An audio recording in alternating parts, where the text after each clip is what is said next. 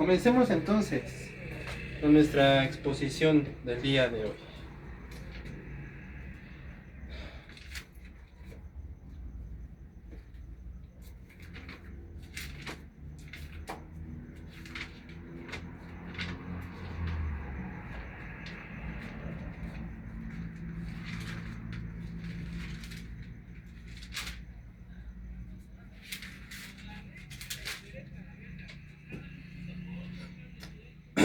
El rey Balduino, a la edad de 13 años, fue ascendido a ser rey. Y a los 16 años estaba seguro que conquistaría el mundo. Sin embargo, a la edad de 9 años contrajo lepra, que cada día progresó más hasta que su médico le hizo ver que no viviría muchos años. Y en palabras del rey Balduino dijo: estaba seguro que el mundo sería mío. Ahora no sé si llegaré a los 30. Balduino falleció a la edad de 24 años. Pero él dejó en claro que esa enfermedad solamente le hizo examinar más la vida, como cualquier ser humano debería de hacerlo. Todo tiene su tiempo y todo lo que se quiere debajo del cielo tiene su hora. Tiempo de nacer y tiempo de morir. Tiempo de plantar y tiempo de arrancar lo plantado. Tiempo de matar y tiempo de curar. Tiempo de destruir y tiempo de edificar. Tiempo de llorar y tiempo de reír. Tiempo de endechar y tiempo de bailar. Tiempo de esparcir piedras y tiempo de juntar piedras. Tiempo de abrazar y tiempo de abstenerse de abrazar. Tiempo de buscar y tiempo de perder. Tiempo de guardar y tiempo de desechar. Tiempo de romper y tiempo de coser. Tiempo de callar y tiempo de hablar. Tiempo de amar y tiempo de aborrecer. Tiempo de guerra y tiempo de paz. ¿Qué provecho tiene el que trabaja de aquello en que se afana? Esta es la única, perfecta e inerrante palabra de Dios. Vamos a caminar en 3 escenas de este pasaje. La primera es la vida en un plano cotidiano. Luego, donde vamos a ver los momentos malos y momentos buenos, que desde luego son inevitables. Esto lo tiene que atravesar el ser humano, incluyendo las guerras. Y por último, Salomón da un resumen de cómo es la vida del ser humano. Entonces, Salomón marca cómo es la vida del hombre, del ser humano. Y en términos generales deja claro que el ser humano no tiene poder en este asunto de la vida, sino que todo es completamente ordenado por Dios. Porque aparentemente podemos leer Eclesiastés 3 del 1 al 9 y decir, bueno, esto es la vida. Y sí, aparentemente lo ves y claro, ¿no? Lo que muchos poetas han dicho, esto es la vida. Lo que muchos escritores dicen, esto es la vida. Lo que mucha gente dice, bueno, esto es la vida. Sin embargo, cuando llegamos a lo que el rey Salomón nos muestra, nos dice, sí, esto es la vida, pero esta es la vida ordenada por Dios.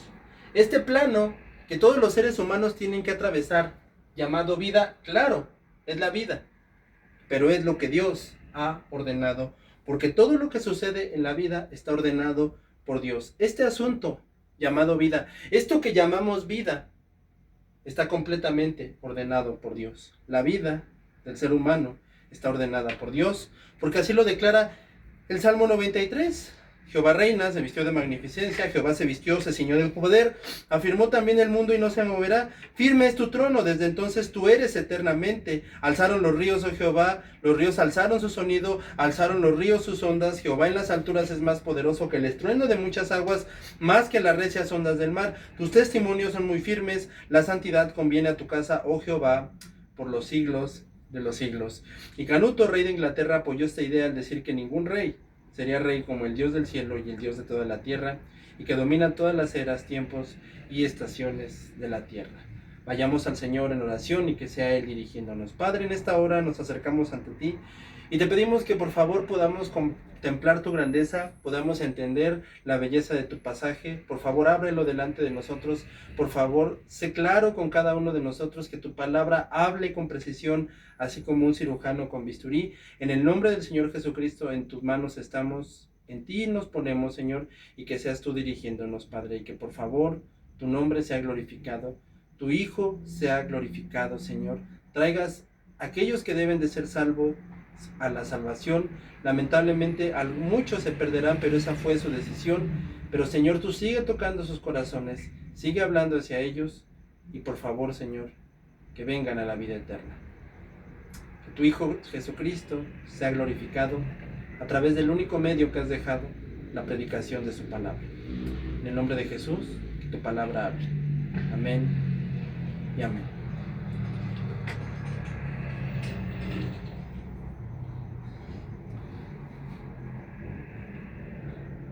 En primer lugar se menciona un preámbulo que resume todo el texto.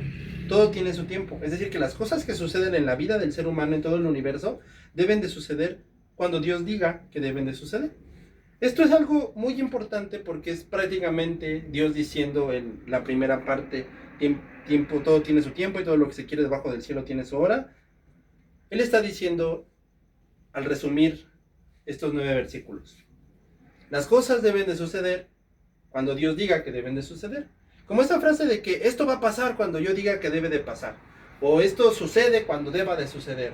O esto es un término muy común en medicina que dice, esto sucederá cuando deba de suceder. O sanará cuando deba de sanar. O tardará lo que tenga que tardar. Entonces lo que Dios está diciendo aquí es que las cosas van a suceder cuando Él diga que deban de suceder. No antes, no después. Como Gandalf el Gris lo dice en los libros de J.R. Tolkien, y esta frase lo dice cuando él llega, ve a uno de los personajes, Frodo, y le dice, llegas tarde. Y él le dice, no, yo no llego tarde, yo debo de llegar cuando debo de llegar, ni antes ni después. De alguna manera, Tolkien, relatándonos esto, nos muestra que así es la vida que todos los seres humanos tenemos que atravesar. Las cosas que suceden en esta vida, ordenadas por Dios, suceden cuando Dios decide que deban de suceder. Todo sucede cuando Dios decide que debe de suceder. Archie Sproul, en una clase, tiraba una pluma. Y él decía, ¿por qué se cayó la pluma? Y pues, lógicamente todos contestan, ¿no? Pues porque usted la tiró. No, él decía, se cayó porque Dios así lo permitió. Se cayó porque toda la soberanía de Dios está incluida en el acto más pequeño que tú te puedas imaginar. En el más microscópico, a veces decimos, sí, en el llanto de un niño, más profundo. En el mover de un insecto, en la muerte de un insecto, en la caída de una hoja, en todas las cosas que están sucediendo en el universo. En el universo está la soberanía de Dios. Está en el niño que nace, está en el anciano que fallece, está en la madre que puede tener hijos, está en la madre que no puede tener hijos, absolutamente en todas las cosas están. Por eso hacemos tanto hincapié en esta frase, en que todo debe de suceder cuando Dios diga que suceda. Así como decimos, las cosas suceden cuando deben de suceder. Las cosas suceden cuando deben de suceder. Asimismo, las cosas suceden cuando Dios dice que deben de suceder.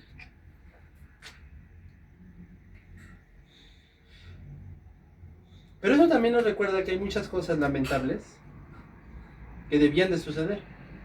Y nosotros no podíamos hacer nada para evitarlas. Y no podríamos, de verdad, no podríamos hacer nada para que sucedieran. Simplemente tenían que pasar. Así debían de acontecer. Por eso es que en todo lo que hagamos en nuestra vida entendemos que todo siempre está dominado por la mano de Dios. Y siempre será así.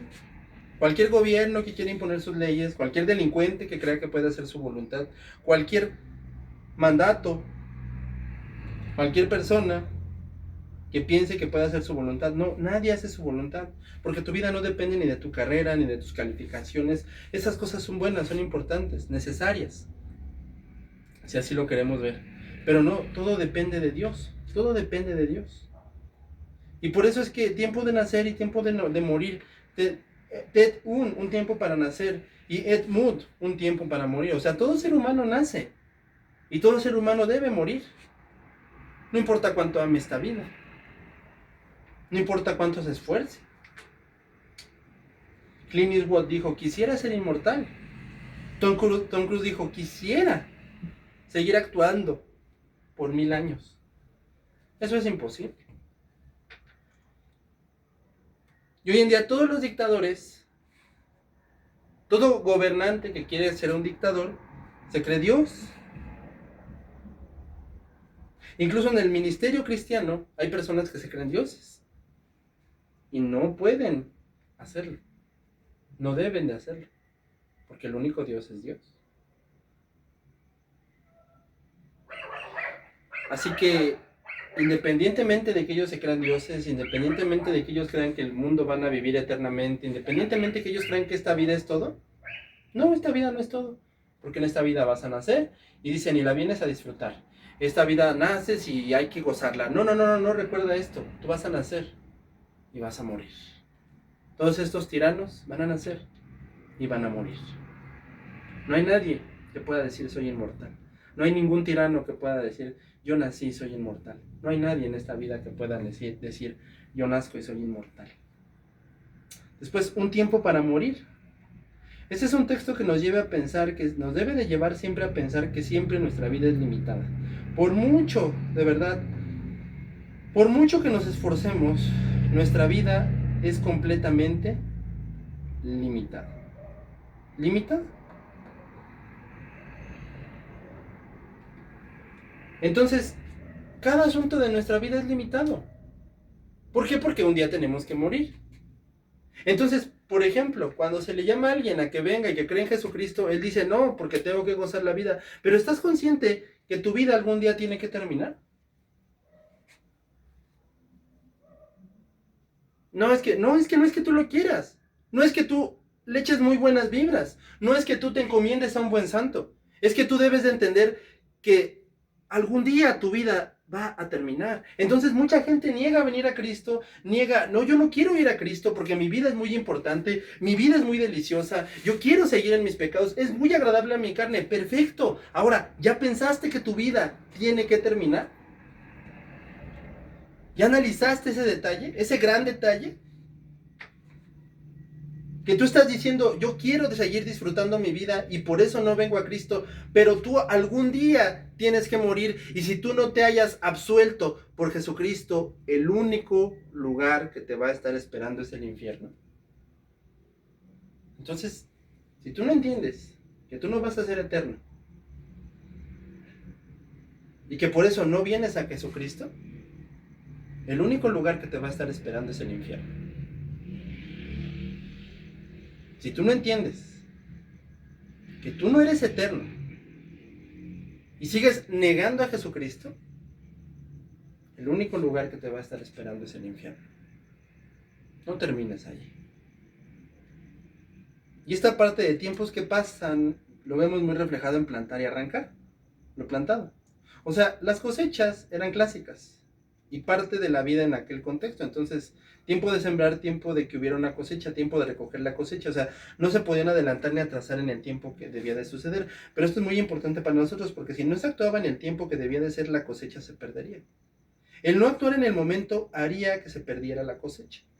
Y hay algo muy importante para nosotros, porque el hecho de que Dios sea todopoderoso no nos hace irresponsables. Seguimos siendo responsables de todo lo que hagamos. Y dejemos de hacer, todo lo que hagamos, y dejemos de hacer. En toda tarea de nuestra vida seguimos siendo responsables de todo lo que hagamos. Por ejemplo, ha habido una discusión muy grave actualmente en redes sociales, donde se pelean de que, no, pero es que si tú crees en la soberanía de Dios, entonces dices que somos títeres. Y si tú crees en el libre albedrío, entonces tú no crees que Dios te pueda salvar. Y así, eso es un paréntesis muy pequeño porque la verdad es una discusión inagotable. Bueno, el punto es que mucha gente piensa que si alguien cree en la soberanía de Dios, entonces no puedo ser yo responsable, porque yo todo se lo dejo al Señor. No es así. La Biblia dice que un verdadero creyente se lo deja todo al Señor. La Biblia dice que un verdadero creyente entiende que Dios es soberano, pero la Biblia dice que un verdadero creyente es diligente y es responsable. ¿Por qué? Porque yo soy responsable de todo lo que pase o no pase en mi vida. Yo soy responsable. Yo no dejo de ser responsable de las cosas que sucedan o no sucedan en mi vida. Así que si en aquellos años dejaban pasar la cosecha, se perdía y no podían hacer nada. Tenemos que seguir siendo responsables en todo lo que hagamos. Tiempo de guerra y eventos desafortunados en el ser humano. Es lo que dice tiempo de matar, tiempo de curar, tiempo de destruir y tiempo de edificar, tiempo de esparcir piedras. Aquí, muy exclusivamente, se definen los tiempos de guerra en el contexto de Salomón. La guerra era muy común. Troya, Agamenón, los persas, los espartanos, eran muy común las guerras. Entonces Salomón declara, hay tiempo para ir a la guerra. Matar, destruir, esparcir piedras. Esparcir piedras eran las trincheras que hacían con piedras que había de sobra en Israel para que los enemigos pasaran. Y obviamente matar, pues es quitar vidas. Notado con una profundidad como lo expuso el príncipe de los troyanos Héctor. Y quizá no sería una tragedia quitar vidas. Es más, quizás para algunos era glorioso. Pero para nadie quitar vidas debería de ser tomado como cualquier simpleza. Y lógicamente, nos guste o no, las guerras llevaban consigo muertes de personas y destrucción. Troya fue destruida por la guerra. En la guerra de Pearl Harbor, cuando cayó la bomba de Hiroshima y Nagasaki, hubo una destrucción sin límites. La destrucción de un átomo arrasó con Hiroshima y Nagasaki. La toma de Zacatecas por Francisco Villa destruyó la ciudad de Zacatecas. La batalla de Celaya fue una masacre para ambos ejércitos, obregonistas y villistas, pero tanto para la ciudad como para ellos fue una pérdida tremenda. Entonces, una guerra trae consigo muerte y destrucción. Eso es inevitable, que existan las guerras en este mundo, que está lleno de pecado. Pero también existe un tiempo de no guerra. Tiempo de nacer, tiempo de plantar, tiempo de curar, tiempo de edificar, tiempo de reír, tiempo de bailar, tiempo de juntar piedras. Eso es todo lo contrario. De hecho, en el texto va tiempo, tiempo, o sea, tiempo de matar, tiempo de vivir, tiempo, así, más o menos. O sea, va nivelando, ¿no? Como esto, tiempo de esto y tiempo de esto. O sea, hay momentos donde el camino no es la guerra, todo lo contrario. Nacer, no cortar, plantar, curar, edificar, no destruir, bailar, no estar enlutado y juntar las piedras, es decir, quitarlas de trinchera. O sea, por ejemplo, en el tiempo de la guerra de Troya, de la Ilíada, los soldados ponían trincheras para evitar que la caballería pasara y para pues poner una barrera que era un beneficio, y cada ejército lo ponía. Era ilógico que un ejército no las usara, era algo lógico ponerlos, y ya cada ejército pues sabía que ya iba de gane en una zona. Pero entonces, ya cuando las quitaban, era porque ya no había guerra. Ya cuando se movían las trincheras, ya no había guerra. Por ejemplo, en la Revolución Mexicana, cuando fue la época de la Revolución Mexicana, Celaya estuvo llena de trincheras para detener el avance de los villistas. Una vez que la guerra terminó, ya no fue necesaria en esas trincheras. La ciudad de Cuautla, en 1821, igual en la República Mexicana, perdón, en el tiempo de la independencia, entre 1810 y 1815, fue el sitio de Cuautla. Fue una batalla, un enfrentamiento que hubo entre el general insurgente José María Morelos y el general realista Félix María Calleja. Entonces los dos se enfrentaron, y entonces la tarea de Morelos, la estrategia de Morelos fue atrincherar toda la ciudad de Cuautla. Entonces la ciudad de Cuautla, totalmente atrincherada, en ese entonces termina la independencia, y Cuautla ya no fue necesario que hubieran trincheras. De hecho, hoy tú vas a Cuautla, tú vas a Celaya, tú vas a donde se supone que estaba la ciudad de Troya, y ya no hay rastros de trincheras, porque ya no hay tiempo de guerra. Porque cuando se acababa el tiempo de guerra ya no había necesidad de atrincherar la ciudad. Entonces era el tiempo de juntar las piedras, no ponerlas, quitar las piedras, ya no ver trincheras. O sea, hay tiempo donde la guerra no debe de estar. Y esto en nuestro diario vivir nos enseña que hay situaciones donde es inevitable el conflicto, y otras donde jamás debemos de caer en el conflicto. Por ejemplo, desgraciadamente vivimos en una época donde enseñan que el creyente debe de vivir como un tapete de todo el mundo. Y si no estás siendo tapete del mundo, no estás siendo tapete, estás mal. Una señora, una vez cuentan que fue a un retiro, dijo que pues tenía que pedirle perdón a todo el mundo, pero resulta que la señora pues todavía se seguía peleando con todo el mundo. Entonces, esto es un malentendido de no entender cómo funcionan esta situación de un conflicto. O sea, ni yo me tengo que poner de tapete de nadie, pero tengo que evitar el conflicto a toda costa. Y otras veces, pues querámoslo o no, va a haber un conflicto. Y tenemos que afrontarlo correctamente bajo los límites que Dios ha establecido. Por ejemplo, cuando fue el ataque a Pearl Harbor, Franklin D. Roosevelt no podía decir, voy a hablar con ellos, porque ya era muy grave lo que habían hecho los japoneses.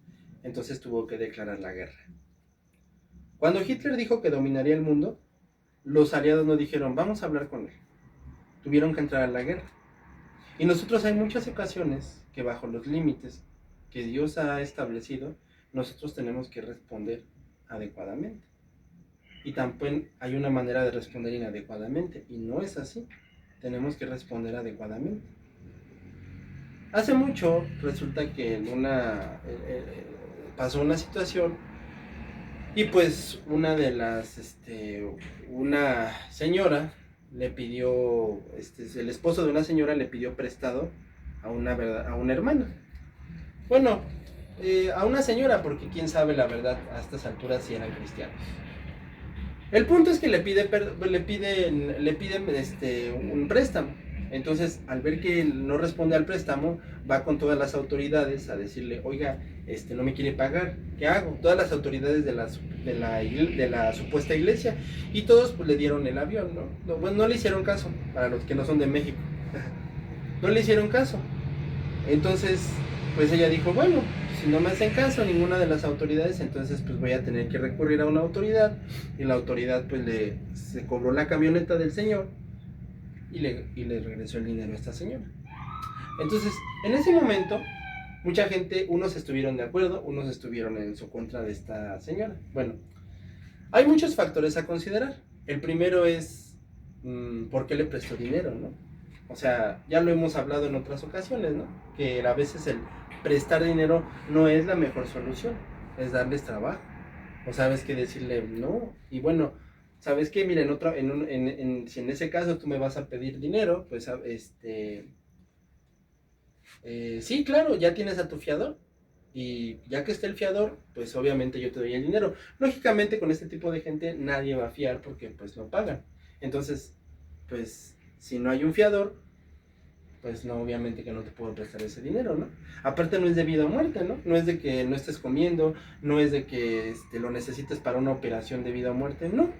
Y solamente estaría fomentando tu falta de pago. Y después de eso, bueno, ya le prestó, ya después resulta que él ya actuó por la vía legal. El punto es que hay muchas incongruencias en este caso. Así que como creyentes tenemos que saber actuar lógicamente. Obviamente no es el tema, pero sí es actuar lógicamente, como lo dice la Escritura. Como lo hacían los puritanos, ¿no? En cada asunto de la vida, siempre ver qué es lo que dice la Biblia. Entonces, cada decisión que tú vayas a tomar en este asunto de cómo responder adecuadamente y cómo no responder adecuadamente, siempre es lo que dice esta Biblia, siempre es lo que dice la palabra de Dios. Porque desgraciadamente hay mucha gente que en serio, lo menos que deberían de hacer sería abrir la boca porque dan unos consejos tan malos. Yo la verdad doy gracias a Dios por el pastor Alejandro, por el pastor Héctor, por cada uno de ellos, de verdad que en serio han sido una bendición de veras para nuestra vida, porque de verdad como joven, en serio que han sido una ayuda, una bendición tremenda, en serio. La verdad, porque son personas con las que le puede uno llegar y, oye, ¿qué crees? Que tengo esta bronca en la escuela, tengo esta bronca con este compañero, ¿si me puedes ayudar? Y te dan consejos de la Biblia. Dice la palabra que en la multitud de sabios, mucha gente según es sabia y no es cierto. Así que siempre acude a un verdadero creyente por un verdadero consejo, porque la verdad, esto es un asunto muy complejo. Pero lo que es muy cierto es que hay épocas donde el conflicto es inevitable, pero debemos siempre evitar el conflicto. Salomón es muy consciente de eso, pues como rey sabía que la guerra era el pan de cada día, pero también buscó la paz con los demás reinos. Esto nos enseña que hay veces, de veras, el conflicto es inevitable y siempre debemos de responder correctamente y cristianamente. Pero siempre, siempre, hermanos, siempre debemos evitar el conflicto. De la manera en la que sea. Me faltaron el respeto en la calle, pues adelante, ¿no? Ánimo. No, pues es que tú eres un quién sabe qué. ¿Sí? Ya si la situación es más grave, entonces tampoco es de que, pero pues ahora sí no me lo sueno, ¿no? Miren, desgraciadamente yo conocí, alguien, decía, decía, bueno, venía de esta iglesia, de este lugar que le llamaban iglesia. Entonces, ella era de este pensamiento, ¿no? De que yo me tengo que poner de tapete y tengo que y tengo que ser el tapete de los demás. Pero cuando ya le hacían enojar a esta persona a un nivel muy grande, ya decía, pues ¿a poco me voy a estar dejando? Fíjense, o sea, según me tengo que poner de tapete, una equivocada doctrina de la Biblia. Y perdón, una equivocada doctrina de esta gente, disculpen, una disculpa, por favor, la Biblia es perfecta. O sea, una mal interpretación de esta gente de la Biblia. Entonces, esta gente usaba esta mal interpretación para decir que te tenías que poner de tapete. Entonces, esta señora, pues, aguantaba. Y ya cuando se enojaba por haberse puesto de tapete, ahora sí ya respondía con coraje y decía, pues es que yo no me puedo quedar callada. No, es que esa no es la respuesta. O sea, nunca es la situación así. Jamás. Ni me debo de poner de tapete, ni tampoco debo de reaccionar así de que, pues yo cómo me voy a quedar callada. O sea, eso no lo podemos hacer. O sea, como de que yo no me dejo y yo sí sé pelear. No, hermanos. Esa no es nuestra respuesta. Y tampoco de ponerse de tapete, ¿eh? Porque claro, hay mucha gente que le encanta decir, no, hermano, que tú cómo crees que defenderte, no, si el cristiano se deja, no, si el Señor, sí, claro, enseñan que hay que ponerse de tapete, ¿no? Pero, perdón, sí que hay que ponerse de tapete, pero no enseñan que hay maneras de responder correctamente, según la Biblia. Entonces, siempre debemos evitar el conflicto. Y cuando el conflicto es inevitable, responder cristianamente. Siempre responder como lo dice este libro. Estas son dos cosas que siempre sucederán en la vida del ser humano. Guerras y no guerras. Conflictos y no conflictos. Siempre. No podemos evitarlos. Tiempo de abrazar, tiempo de abstenerse. Tiempo de callar, tiempo de hablar, tiempo de llorar, tiempo de reír, tiempo de endechar, tiempo de bailar, tiempos donde la tristeza estará y también tiempo donde la alegría reinará. Y no es malo haber tiempos malos, porque nos parezca o no son momentos que serán partes de nuestra vida. Un escritor dijo en una ocasión, el tiempo malo y el tiempo bueno son parte de la vida del ser humano. No se puede hacer nada, pues son caminos que todo ser vivo recorre. Y luego después de ver las guerras, los conflictos del ser humano y el panorama de la vida del ser humano, Salomón pretende hacer un resumen de esto en su pasaje. Tiempo de buscar, tiempo de perder, esforzarse, ser diligente. Hay veces que solamente te quedará aceptar que así fue la voluntad de Dios. Así que tiempo de guardar, tiempo de desechar, momentos de tristeza y dejar de sacar la tristeza. Tiempo de romper y tiempo de coser. En aquellos años cuando se rompían el manto, o sea, tiempo de romper el manto, o sea, de lamentarse y dejar de lamentarse. Tiempo de callar y tiempo de hablar. Momentos donde hay respuestas. Hay otros donde simplemente no hay respuestas. Solamente aceptar la voluntad de Dios. Tiempo de amar y tiempo de aborrecer. Momentos donde surge la ira y momentos donde no debe de surgir la ira. Como seres humanos entendamos que hay tiempos buenos y tiempos malos. Y no es malo sentirse mal. Y no es malo sentirse mal, porque por eso tenemos a Dios. Eso solamente para los creyentes, hermanos.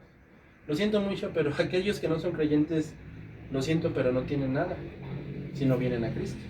Sí, porque hay mucha gente que dice, es que Dios te va a consolar. No, si eres creyente, si no, no eres su hijo. Si eres su hijo, pues lógicamente que sí. Pero sí, esa es la vida del ser humano. Y creyente o no creyente, así es nuestra vida.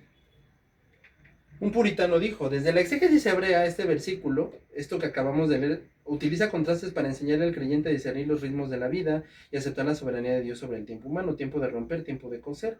En el antiguo cercano oriente, rasgar las vestiduras es una expresión física de dolor profundo, una indignación, arrepentimiento. Cuando Jacob se enteró de la muerte de José, Génesis 37-34, simboliza la vulnerabilidad ante el sufrimiento. Coser, metafóricamente, es el proceso de sanación, y al fin y el duelo o la restauración representa el tiempo para recomponerse, reparar relaciones y sanar cicatrices emocionales. Tiempo de callar y tiempo de hablar. Implica saber guardar silencio en momentos de adversidad, tanto como los amigos de Job. También denota humildad, reverencia ante el misterio divino y el propio ante el enojo. Denota el momento de interceder, aconsejar, a proclamar la verdad o buscar justicia. Como cuando Esther abogó por su pueblo. Implicación. El texto utiliza la palabra hebrea et para tiempo, que traduce como un tiempo señalado oportuno, de sazón. La lección principal es que la vida no es una línea recta predecible, sino una serie de estaciones cíclicas, y el sabio, o sea Salomón, no es quien controla estos tiempos, sino quien tiene la madurez espiritual para discernir cuál es la voluntad o estación correcta para cada acción, entendiendo que la única sabiduría viene de Dios y que todo está dominado por Dios. Ahora, ¿de qué le serviría al ser humano saber que la vida está compuesta de momentos buenos y malos? Como dice Maná. De nada. Sería tan rico como decir, ¿de qué serviría hacer un mueble? ¿De qué te serviría hacer un mueble? El más bonito. ¿De qué te serviría hacer un mueble? El más precioso, es más, que la gente pagara millones por irte a ver. Pues de nada me serviría. Así que Salomón ha mostrado la vida del ser humano para decir, ahora que sabes, literal, cómo es la vida del ser humano, ¿de qué te sirve? Pero una ley muy importante, esta es la vida del ser humano, ¿eh? Así. Creyente o no creyente, esta es la vida del ser humano, ¿eh? Sin dudarlo, esta es la vida del ser humano. Y ahora que sabes literal cómo es la vida del ser humano, ¿de qué te sirve? De nada. Mira, tener un entendimiento profundo de qué es la vida no te sirve de nada.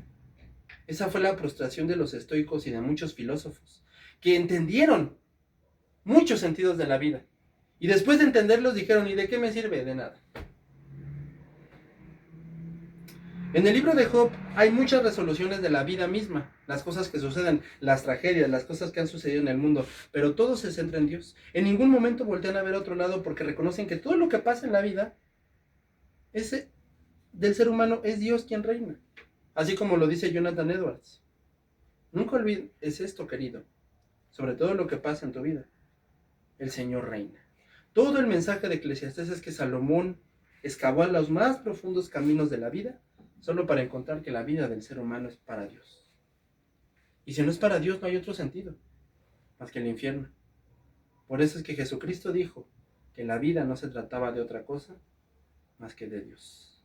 Así como en las confesiones de San Agustín: Señor, nos has hecho para ti, y nuestro corazón no descansará hasta estar en ti. Conclusión: tener un conocimiento de cómo es la vida es bueno, pero al final no te servirá si no te rindes al único Dios verdadero, Jesucristo, ya que de no hacerlo serás contado como uno de sus enemigos y recibirás tu merecido en el infierno. El conocimiento de esta vida es importante, pero sin la fe puesta en el Hijo de Dios, Jesucristo, es nulo. Si no pones tu fe y tu confianza y te rindes y decides seguir al Hijo de Dios, Jesucristo, no tendrás ninguna salvación y terminarás en el infierno. Si tú pones tu fe y esperanza y toda tu vida y decides seguir y confiar en el Hijo de Dios, el Señor Jesucristo, allí será tu salvación. Ven a Cristo. Padre, gracias te damos por tu palabra. Te pedimos que tú seas aplicándola, Señor, y poniéndola en el corazón de cada uno de los verdaderos creyentes. Todo esto te lo pedimos, Señor, te lo rogamos en el nombre de Cristo Jesús, por quien te lo pedimos, Señor, y por quien oramos, y por quien suplicamos, Señor, que venga sobre cada uno de los verdaderos creyentes, de aquellos que van a ser salvos, y que tú sigas tocando corazones. En el nombre de Jesús, amén. Amén. Que Dios te bendiga.